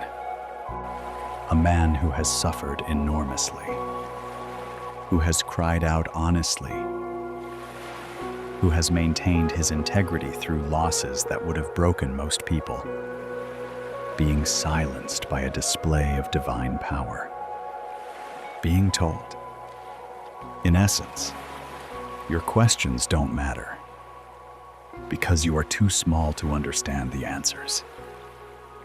But that is not what is happening. Read it again, more slowly. God does not tell Job that his suffering was unimportant. God does not tell Job that his questions were inappropriate, or that the honesty of his laments was faithless, or that the long dark night he endured was somehow his own fault. God does not arrive in the whirlwind to vindicate Job's friends, to say they were right. You did deserve this. Now confess and be done with it. God arrives in the whirlwind and asks Job to look at the foundation of the earth, laid before Job existed, to look at the morning stars that sang together when the cornerstone was set, to look at the sea in its appointed place, the light in its dwelling, the snow in its storehouses, the rain in its channels, to look at the mountain goat giving birth, at the wild donkey running free across the salt flats, at the hawk spreading its wings toward the south, and the eagle building its nest on the high rock. God is saying, the world is larger than your suffering. Not smaller, larger. Not diminished by your pain. Not indifferent to it, but genuinely, incomprehensibly, staggeringly larger than any single story, including yours. There is a particular kind of healing that comes from smallness, not the crushing smallness that destroys, the smallness that says, you do not matter. Your pain does not register. The universe does not care. That kind of smallness is its own form of violence. But the other kind, the smallness that arrives when you stand at the edge of the ocean in the dark, Or look up at the stars on a clear night far from city lights. Or stand at the rim of a great canyon and watch the light change across a landscape so vast and ancient that your whole life, laid end to end, would not register as a significant unit of measurement against it. That kind of smallness is oddly, inexplicably comforting, because it relocates you. It takes you out of the center of the story, the place where all the weight of the unanswered questions and the unresolved pain presses down most heavily, and places you, gently but firmly, into a much larger frame. And in that larger frame, something strange happens to the weight. It does not disappear. The losses are still real. The pain is still real.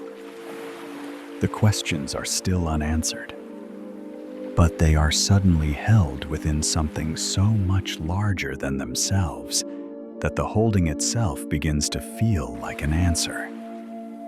Not a logical answer, not a systematic answer, but an answer nonetheless.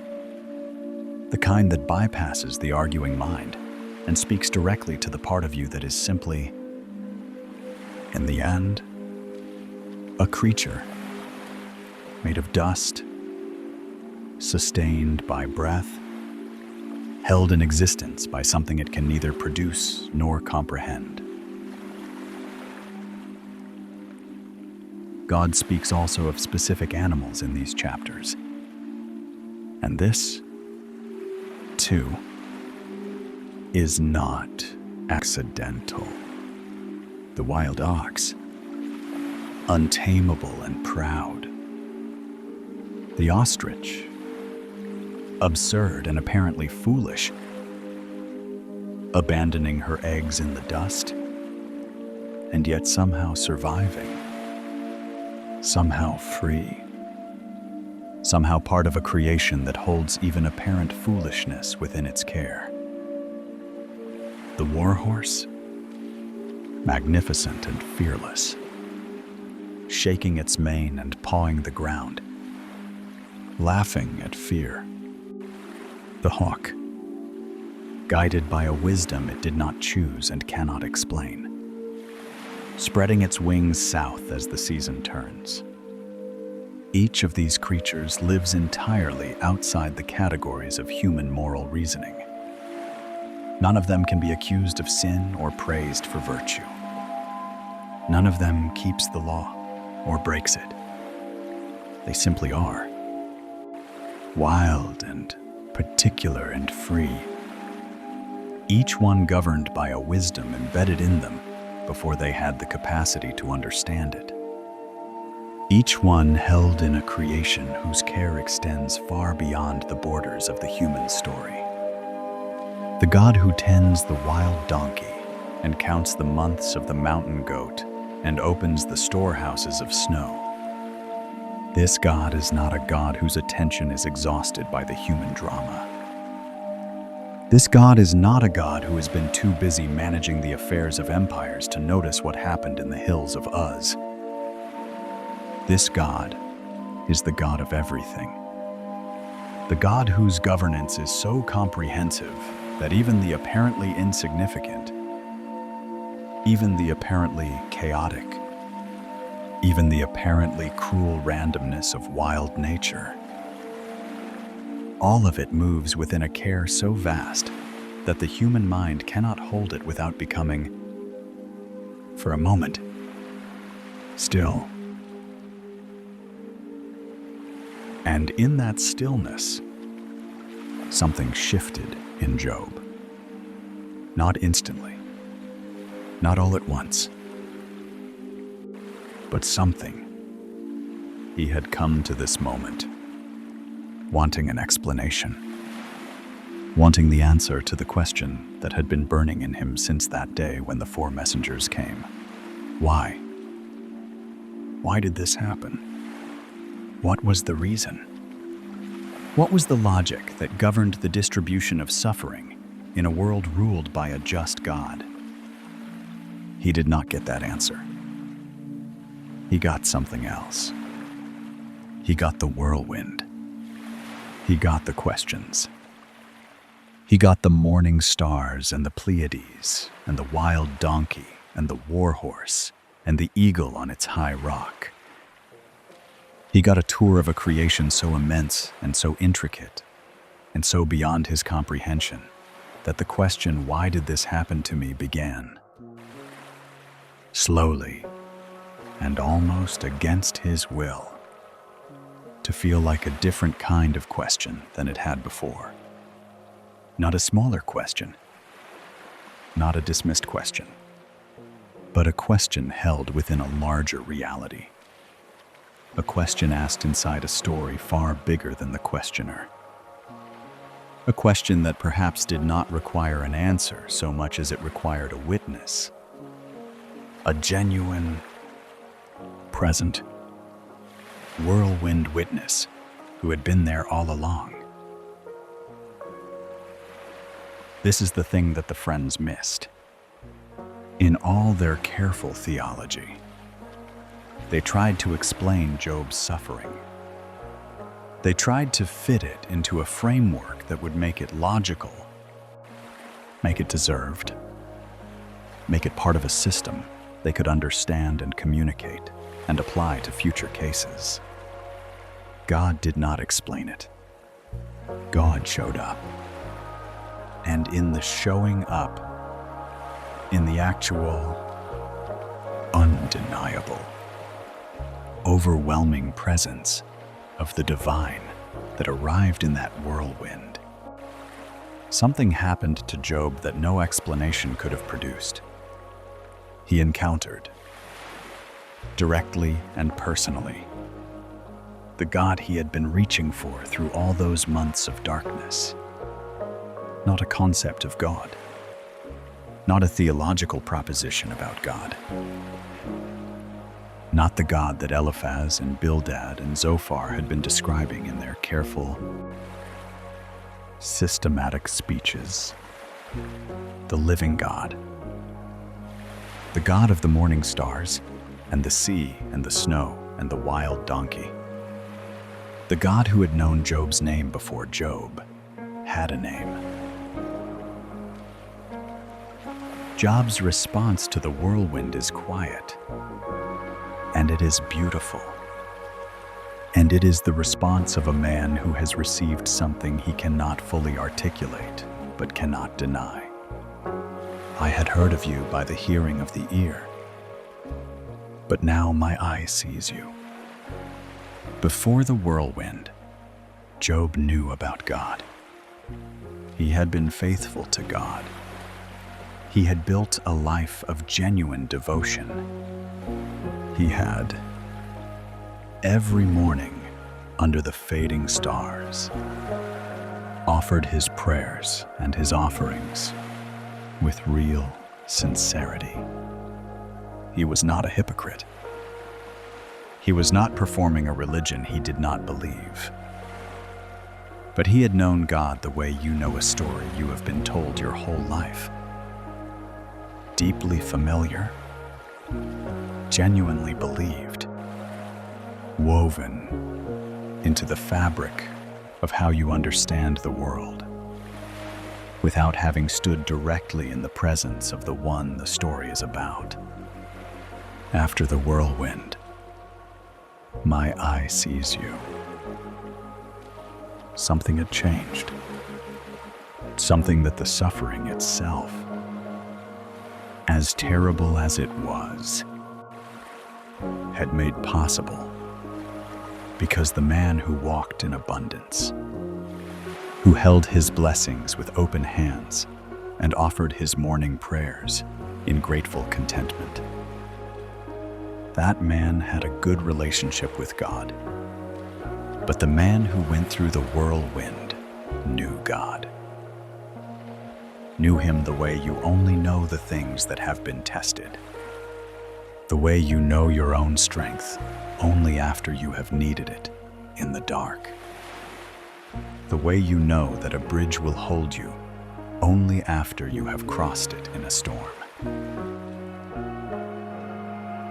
The stars over Uz burned steadily that night. The same stars.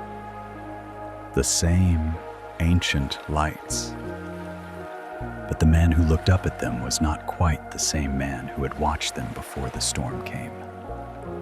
He was quieter now, in a way that had nothing to do with defeat. He was stiller, in a way that had nothing to do with resignation.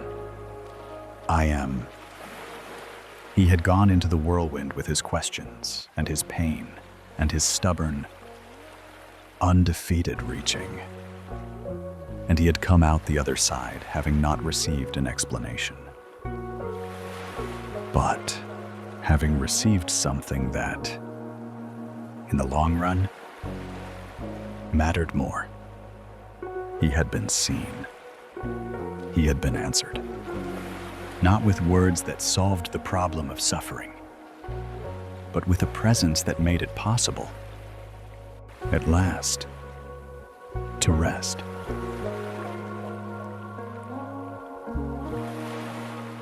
There is a particular quality to the light that comes after a long storm. You know the kind. The storm that has been going on for so long that you began, somewhere in the middle of it, to forget that there had ever been any other kind of weather. The kind that changes the air, changes the landscape, changes the way the ground smells, and the way the sky sits above the hills. And then, one morning, not with any fanfare, not with any announcement, the clouds are simply gone. And the light that comes through is cleaner than it was before. Sharper, more precise. As if the storm has scoured something away, removed some layer of haze that you had not even noticed was there. And what remains is a world that is the same world it always was, but seen with different eyes. Job woke to that kind of morning, not immediately, and the text does not suggest that the moment the whirlwind passed, everything was instantly, miraculously restored. The restoration came in its own time. In the unhurried way that genuine healing always comes. But the turning point had arrived. The long darkness had reached its end. And what followed was not simply a return to the life that had existed before the storm, but something new. Something that could only have been born on the other side of everything Job had endured. Before the restoration, there was one more thing that needed to happen. God spoke to Eliphaz. And what he said to Eliphaz was direct. And it was surprising. And it was the kind of thing that a certain kind of religious thinking has never quite known what to do with. My anger burns against you and against your two friends. For you have not spoken of me what is right, as my servant Job has. My servant Job. There it was again. The same words from the heavenly court. The same possessive tenderness. The same identification of Job as someone specifically and personally known. And now, in the aftermath of the whirlwind, after all the speeches and the laments and the long, bruising debate, God looked at the three friends who had argued so carefully and so sincerely and so systematically about the nature of divine justice, and said, "You were wrong. not Job. You. This verdict has always been theologically uncomfortable, because the friends were not entirely wrong in their theology. Their general principles were sound. God does govern a moral universe. Actions do have consequences. Integrity does matter. These things are true, but they were wrong about Job. They took true principles and applied them falsely to a specific situation they did not understand. They spoke with a certainty about the ways of God that went beyond what they actually knew. They filled the silence of mystery with confident explanation. And in doing so, in insisting that they understood what was happening in Job's life, when in fact, they were seeing only the tiniest visible corner of a vast and hidden story, they spoke falsely. And Job, who had argued and complained and accused and demanded, who had said things that would make a systematic theologian wince, who had pushed against the silence with a raw and sometimes ragged honesty, Job had, in all of that, spoken rightly. Not because every word Job said was theologically precise, but because every word Job said was honest. He had not performed a faith he did not feel. He had not dressed his suffering in language that sounded appropriately pious, but did not correspond to his actual experience. He had brought his real self, the grieving, confused, pain-racked, still reaching real self, into genuine conversation with the God he believed in. And he had not let go until he received a real answer. That, apparently, is what speaking rightly looks like. Not perfect theology, not composed submission, not the careful, managed language of people who are more concerned with how their faith sounds than with whether their faith is alive. Honest reaching, stubborn presence, the refusal to let go. God told Eliphaz that Job would pray for the three friends, and that God would accept Job's prayer, and that the friends would not be dealt with according to their folly. And Job prayed for them. Sit with this for a moment, because it is not a small thing. These were the men who had come to comfort him and instead added to his burden. These were the men who had, in the name of theology and friendship, constructed careful arguments for why Job deserved what he was going through. These were the men whose words had deepened his loneliness instead of easing it, who had applied the weight of their certainty to a wound that needed gentleness rather than pressure. And Job prayed for them, not as a performance, not as a spiritual achievement to be noted and admired, but as the natural outflow of a man who had, somewhere in the whirlwind and what followed, been freed from the kind of bitterness that long-suffering and misunderstanding can breed. The man who came out of the darkness was not the same man who went in. And one of the signs of that change was this: he could hold, with open hands, even the people who had hurt him, the same open hands that had held the blessings, now holding the pain, the confusion, the misjudgment. Open hands all the way through. And then the Lord restored the fortunes of Job. The text says this simply, without dramatic elaboration. The restoration came.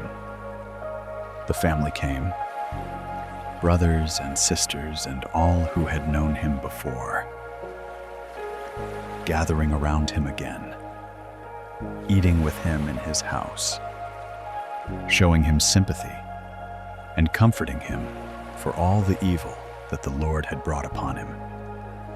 Each one gave him a piece of money and a ring of gold.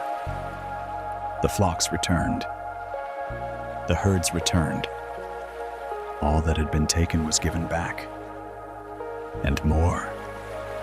The text says that the Lord gave Job twice as much as he had before.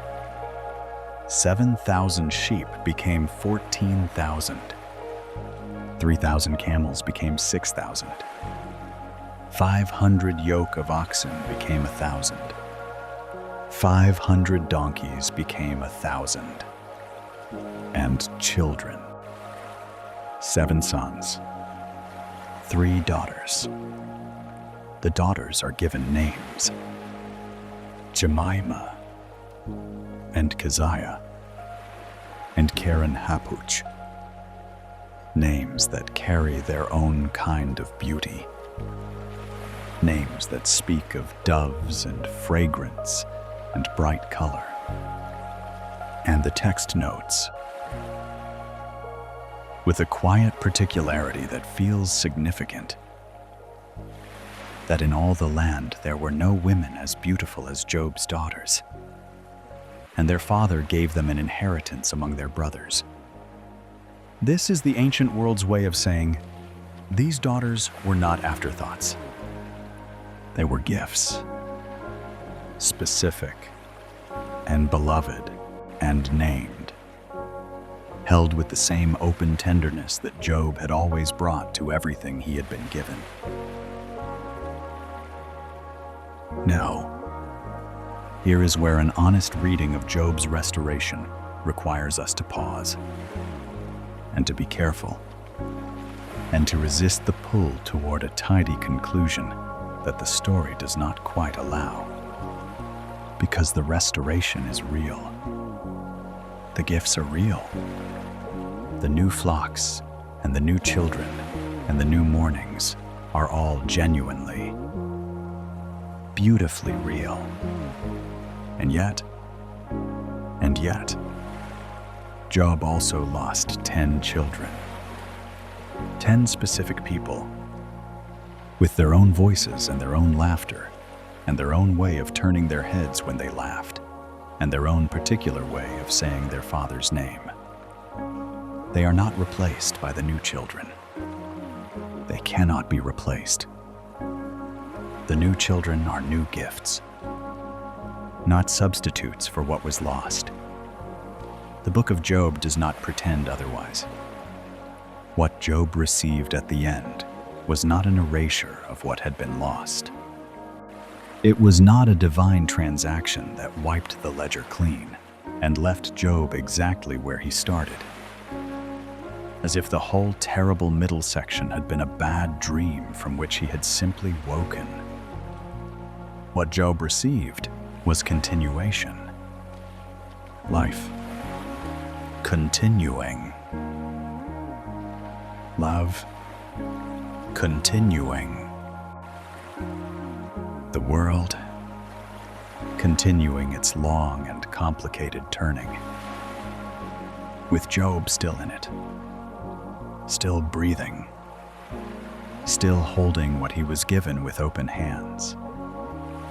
And added to everything else.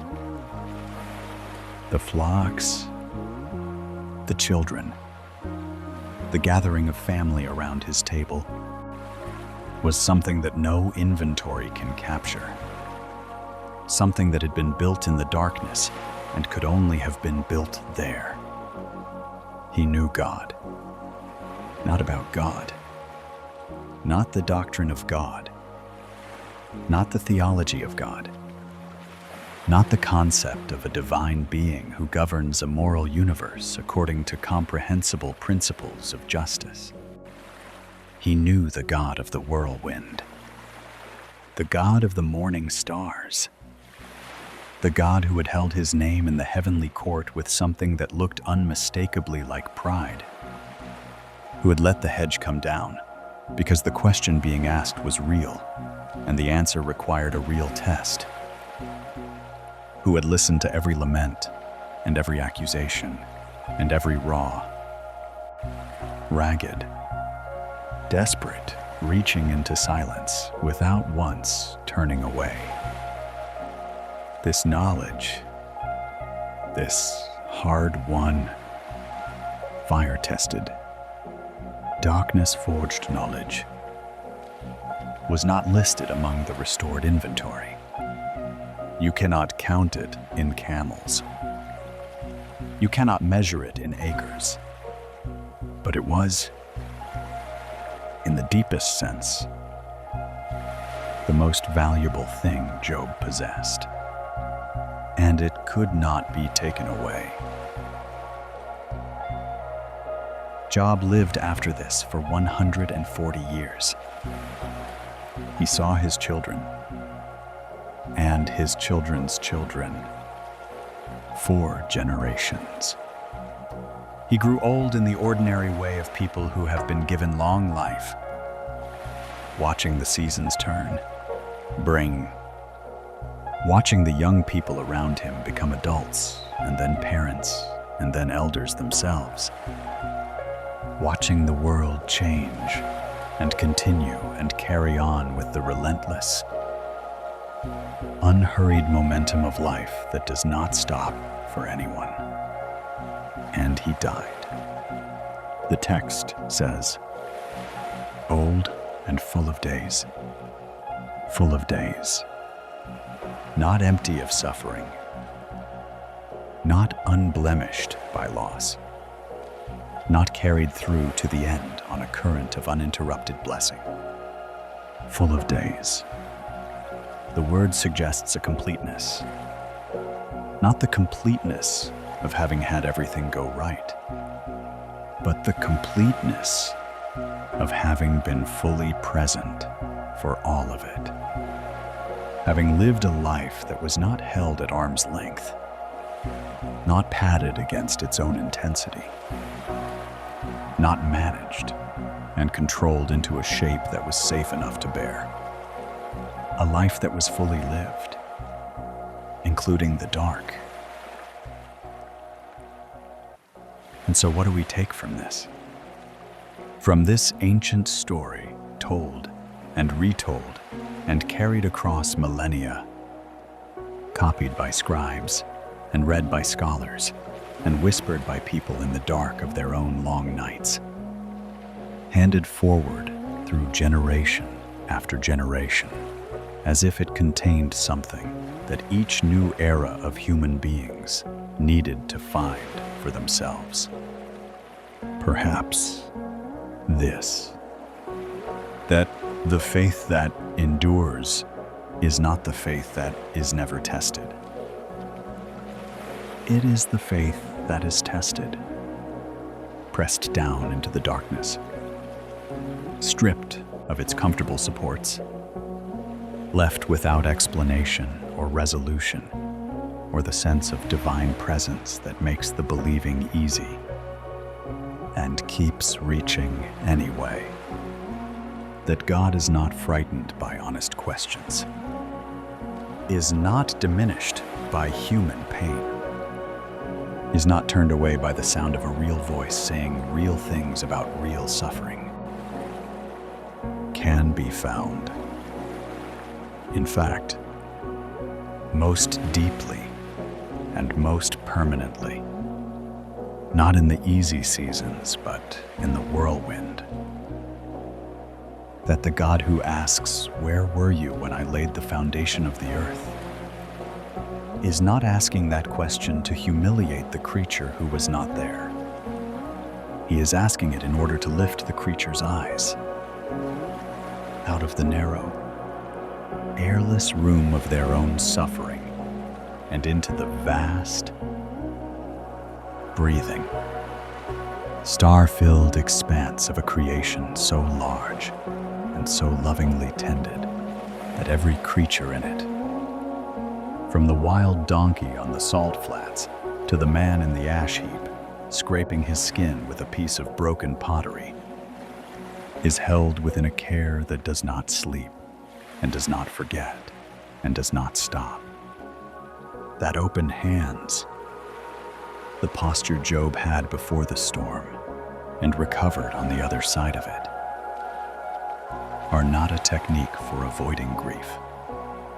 They are the shape of a life that knows where everything comes from and trusts the hands that gave it, even when those same hands seem, for a season, to have taken it away. Tonight, wherever you are, whatever season you are in, whatever the current weight of your days, perhaps you are in the abundance, in the warmth of the feast, the sound of the people you love nearby. The morning prayers offered with easy confidence, because life is full and the hedge is intact, and God feels near and present and good. If so, hold it with open hands. It is gift, all of it. And the open hands are not pessimism. They are the truest form of gratitude. Perhaps you are in the whirlwind, in the long, dark middle, where the silence has stretched long and the questions have no answers, and the faith that once felt alive has gone quiet in ways that frighten you. If so, keep reaching. You are not abandoned. The God of the morning stars is not absent from your ash heap. The hedge that came down did not come down because you stopped being loved. And what is being built in the darkness, what is being forged in the fire that you did not choose and cannot yet understand, is something that the easy seasons could never have produced. Perhaps you are on the other side, in that clear light that comes after a long storm, in the season of restoration and continuation and the quiet joy of being still here, still breathing, still given new days to fill. If so, remember the darkness, not with bitterness, but with the particular reverence that is due to the places that made you who you are. Remember the reaching. Remember the ash heap. Remember the night when you said, "I know that my Redeemer lives," not because everything was fine, but because something in you, deeper than everything that was not fine, refused to let go. Remember the whirlwind and the voice that came out of it. Job died old and full of days, and somewhere beyond the reach of the ancient text, in whatever dwelling the God of the morning stars has prepared for those who reach for him in the dark, he finally received the answer to every question he ever asked. Not as an explanation, as a face. The face he had always been reaching toward. The one his eyes had seen. And the stars burn on, as they always have, over every ash heap, over every feast, over every long and ordinary and extraordinary human life that reaches, in the dark, toward the light.